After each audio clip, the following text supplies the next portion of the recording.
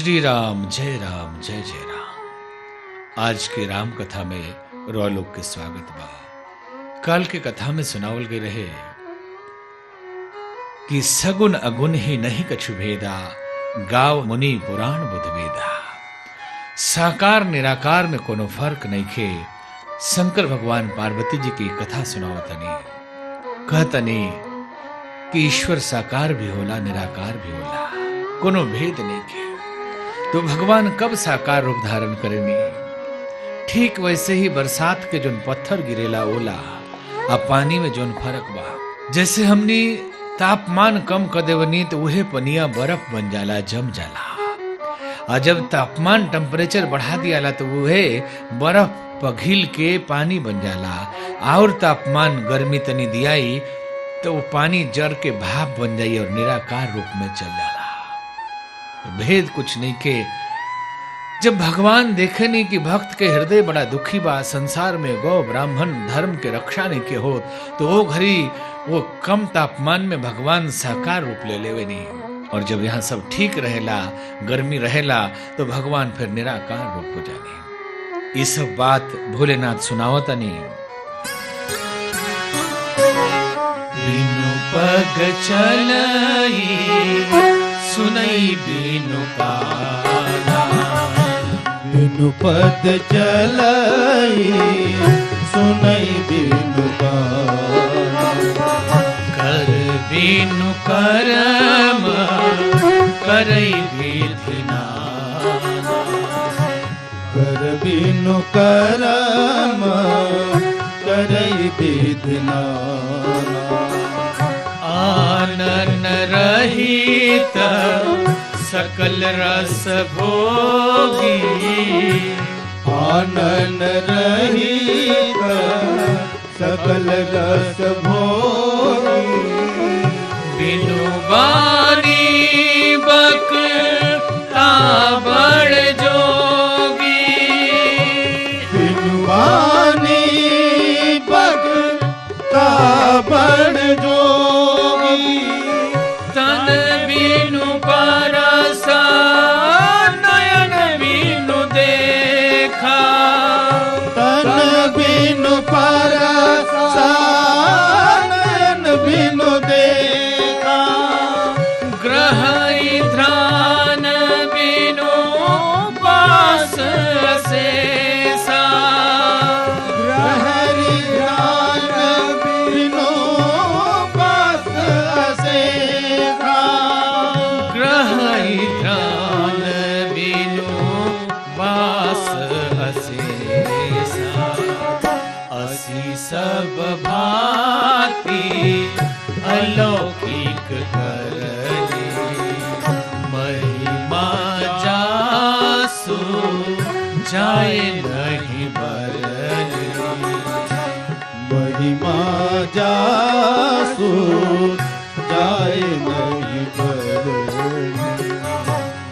बिनु पद चलई सुनई बिनु काना। कर बिनु कर्म करई विधु नाना। भगवान कैसन होले?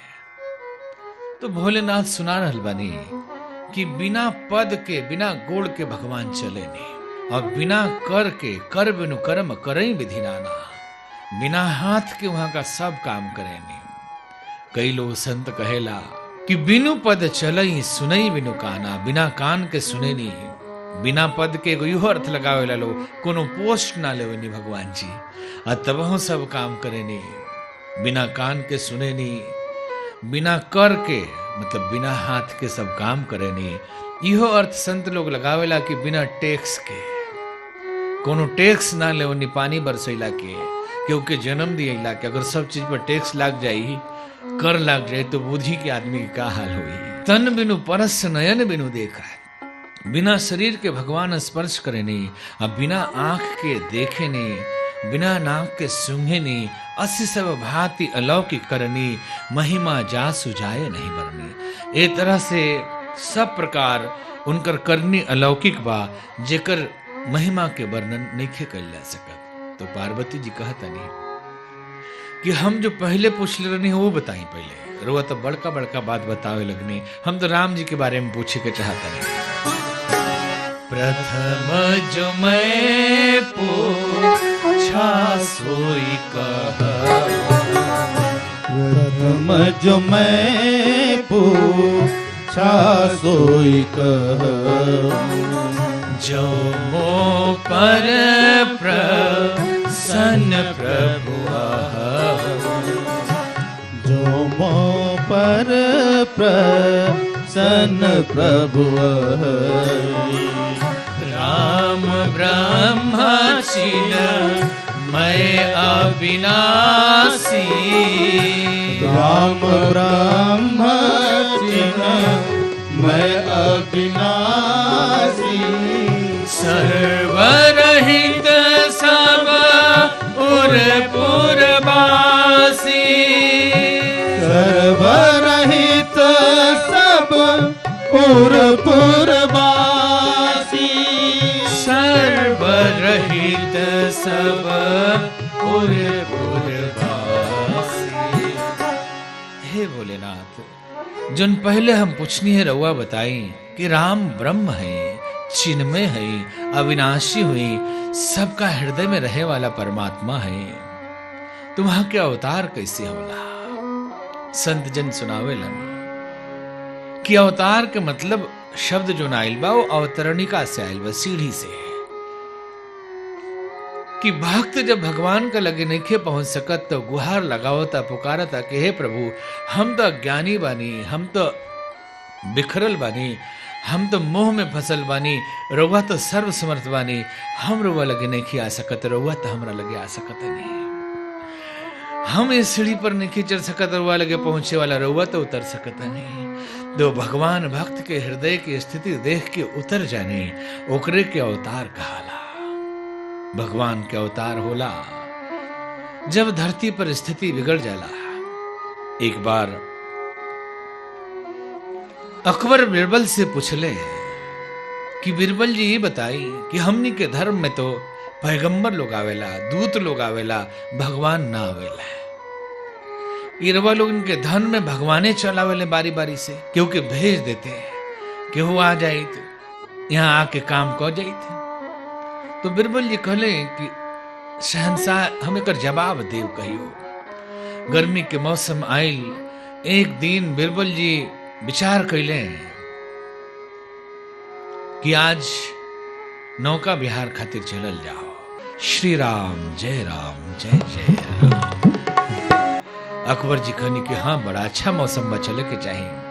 बिरबल जी के कोनो बुद्धि रहे चलाकी के, वहां का कहनी कि शहजादा सलीम अभी छोट रहे तो एगो सलीम के पुतला बनाईनी, मोम के पुतला। आजकल तो पूना में सब जगह ये पुतला बन रहल बा। ये ऐसा अद्भुत पुतला बनेला कि नजदीकों से देखला में मुश्किल से बुझाई कि साँच हो कि झूठ हो। नौका विहार खातिर चलल लोग।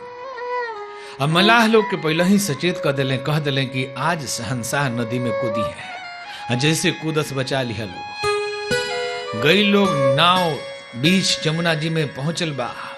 धीरे से पुतला वाला सलीम के बिरबल जी गिरा देता नी पानी में।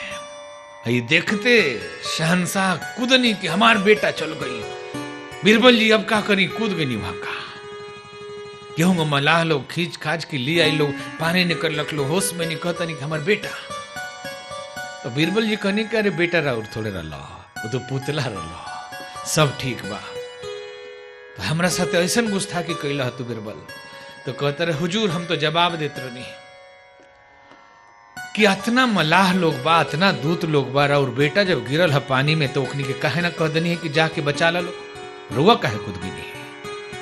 तो शहंशाह कहतनी कि हमारे बेटा सामने मरता, हम बुलावे जाए उतना टाइम लगाए, कहीं डूब जाए तो बिरबल जी कहनी कि जब भक्त तकलीफ में होला, जब बच्चा तकलीफ में होला तो हमनी के भगवान दूत भेजे में देरी ना कर ले, अपने कूद के आ जाले, अपने वहां का अवतार ले लेवे नहीं, अपने चलावे नहीं कि दूत भेजे में कहीं देरी हो जाई तो हमार लड़का कहीं तड़प न रहा सा। वो स्वामी जी लिखता नहीं कि भगवान का अवतार कब होला। जब जब होई धर्म के हानि, जब जब होई धर्म के बाढ़हि असुर अधम अभिमानी, बाढ़हि असुर अधम अभिमानी।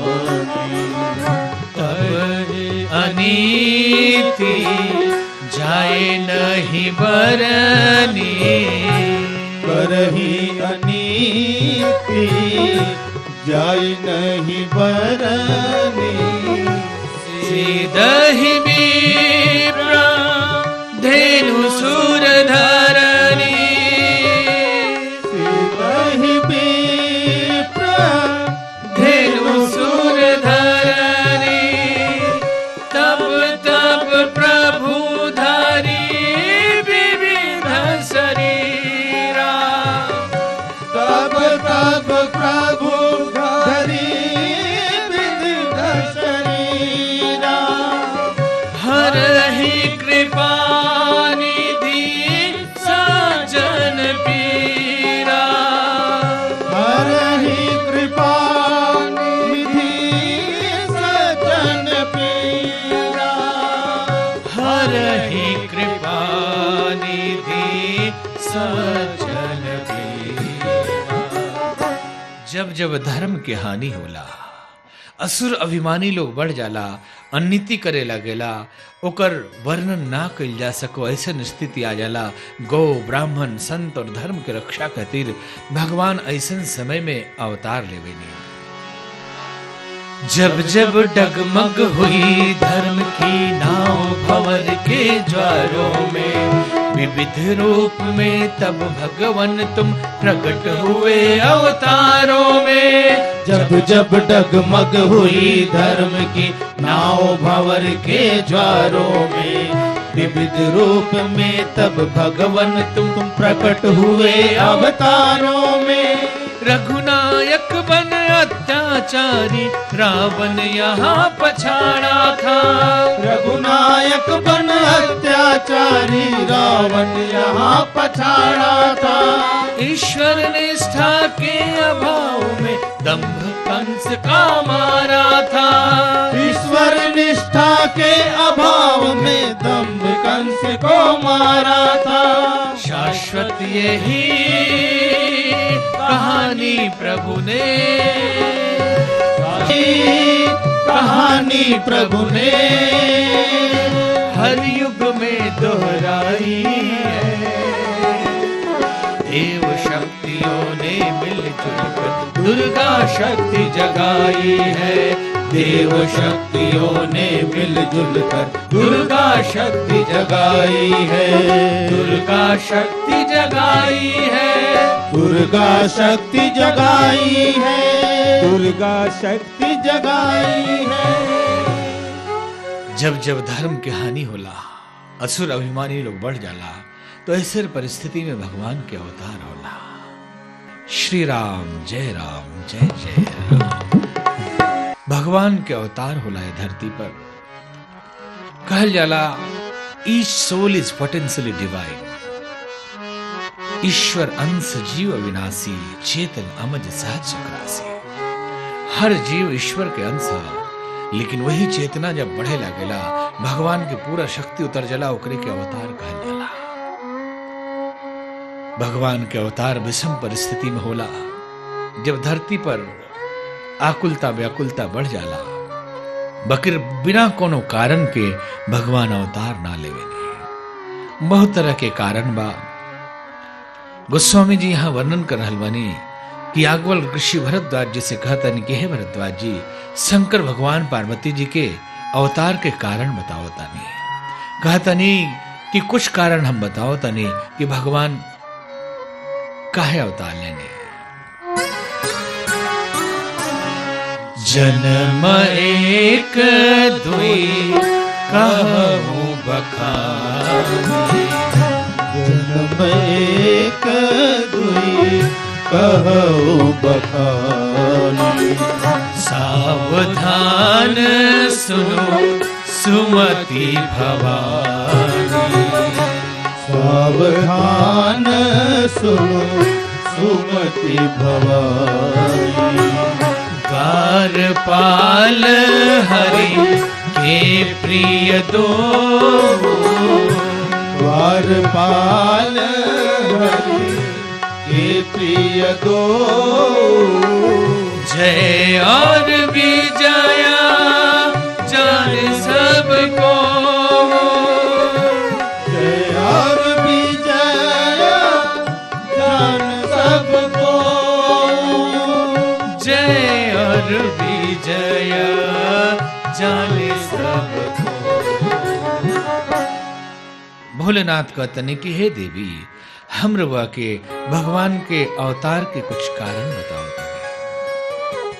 भगवान नारायण के द्वारपाल रहे लोग जय और विजय। एक बार सनकादिक मुनि वहां प्रभु के दर्शन खातिर गए लोग। 5 साल की उम्र के रहे लोग, कपड़ा ना रहे तो जय विजय का बुझाइल की कहां से लेकर आगे बढ़ा सन और अपमानित कर दहलस लोग। और सनकादिक मुनि लोग शाप दे देलक कि हमनी के भगवान के दरबार में प्रवेश नहीं खतु करी देत, हमनी के अपमानित करता रहा साधु लोग के, तो हमने शाप देता नहीं कि तहार नाश हो जाई, अब मरला के बाद तो राक्षस बनवा। जब जय विजय का पता लागल कि बड़ा संत वालो, बड़ा स्वामी वालो, तो चरण में गिर के माफी मांगने लगलन और संत लोग आशीर्वाद दिलक कि राक्षस तो बनबा, बकिर भगवान का हाथ से मरबा तो तहरा मुक्ति मिल जाए। एगो कारण तो ये बताओ तनी शंकर भगवान, क्यों है जय विजय रावण और कुंभकर्ण बनल लो। एगो कारण ई बा जलंधर के मुक्ति खातिर भगवान का एक बार अवतार लेवे के कारण। एक बार नारद जी के कारण भी साप मिलल और जकर वर्णन गोस्वामी जी कथा में कर रहल बानी। नारद साप दिन एक बार, नारद साप दिन एक बार, कल्प एक तेहि लगी अवतार, कल्प एक तेहि लगी अवतार, गिरिजा चकित भई सुनिवानी, गिरिजा चकित भई सुनिवानी, नारद विष्णु भगत पुनि ज्ञानी, नारद विष्णु भगत पुनि ज्ञानी, नारद विष्णु भगत पुनि ज्ञानी। नारद शाप दिन एक बारा, कल्प एक तेहि लगी अवतारा। हे देवी, एक बार नारद जी शराप देने भगवान के, तो एक कल्प में अवतार एक कारण से भई। भवानी मैया ये सुन के बड़ा आश्चर्यचकित हो गई कि नारद जी हमारे गुरु जी हैं, इतना बड़ा ज्ञानी, इतना बड़ा भक्त वानी, उनका से गलती कैसे हो गई।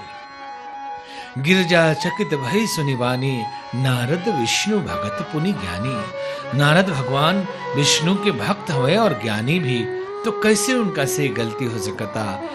तो कहा तारी पार्वती जी, कारण कवन शाप मुनि दीना, कारण कवन शाप मुनि दीना, का अपराध रमापति कीना, का अपराध रमापति कीना, यह प्रसंग मोहि कहु पुरारी, यह प्रसंग मोहि कहु पुरारी, मुनि मन मोहा अचरज भारी, मुनि मन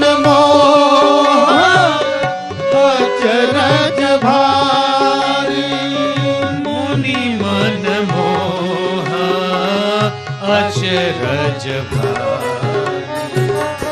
कहतरी पार्वती जी की, हे भोलेनाथ यह प्रसंग वही कहो पुरारी। हे त्रिपुरारी, ये प्रसंग तनी हमरा के ठीक से समझाई कि मुनि का मन में मोह हो गईल, ये बड़ा अचरज के बात बा। का अपराध रमापति की ना, नारायण से का गलती हो गई कि हमारे गुरुजी उनका के श्राप दे देनी। देखिए बड़ा मजेदार बात बा। ये नहीं कि कहत कि नारद जी से गलती हो गई हुई, गुरु जी से गलती थोड़े हो सकेला। नारद जी पार्वती जी के गुरु जी हैं, तो कहते नहीं का अपराध रमापति की ना। भगवान विष्णु कौन ऐसा अपराध कैले जरा खातिर गुरु जी उनका के श्राप दे देनी। तनी प्रसंग हमरा के ठीक से सुनाई, ये प्रसंग तनी ठीक से सुनाई, बड़ा हमरा अचरज हो रहल बा। तो ये प्रसंग आगे अभी चली, कहे कि बहुत बढ़िया निमन कथा बा नारद जी के मुंह के। कहे कि जब नारद जी समस्त भक्त समुदाय के प्रतिनिधि रूप में बानी, भक्तन के जीवन में जोन जोन परीक्षा वेला वो सब परीक्षा नारद जी के जीवन में आइल बा। तो आज की कथा यही जा विराम ली। आई भगवान के नाम के कीर्तन सुमिरन के साथ आज के कथा के समापन कर। मधुर मधुर नाम सीताराम कहिए, मधुर मधुर नाम सीताराम कहिए, मधुर मधुर नाम सीताराम कहिए, मधुर मधुर नाम सीताराम कहिए, मधुर मधुर नाम सीताराम कहिए, मधुर मधुर नाम सीताराम कहिए, मधुर मधुर नाम सीताराम कहिए, मधुर मधुर नाम सीताराम कहिए।